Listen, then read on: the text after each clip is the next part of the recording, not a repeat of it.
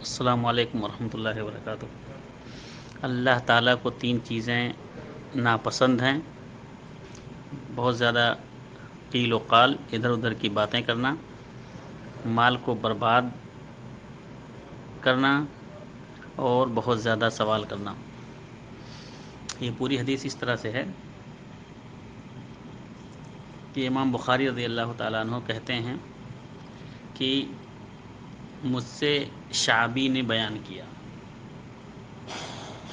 وہ کہتے ہیں کہ حدثنی کاتب المغیرہ بن شعبہ، کہتے ہیں شعبی کہ مجھ سے مغیرہ بن شعبہ رضی اللہ تعالیٰ عنہ نے بیان کیا۔ وہ کہتے ہیں کتب معاویہ الی المغیرہ بن شعبہ، کہ معاویہ رضی اللہ تعالیٰ عنہ نے مغیرہ رضی اللہ تعالیٰ عنہ کو ایک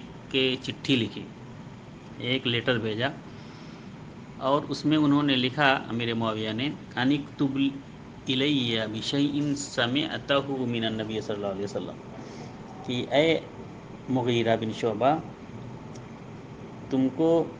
اللہ کے رسول صلی اللہ علیہ وسلم کی کوئی حدیث اگر یاد آتی ہو تو وہ میرے پاس لکھ کے بھیجیے،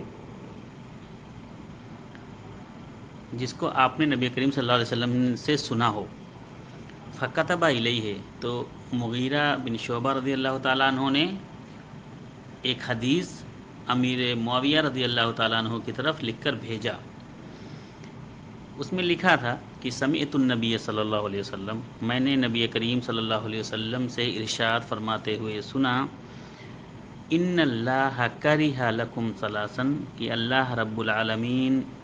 تمہارے لیے تین چیزیں بالکل ناپسند کرتا ہے۔ نمبر 1،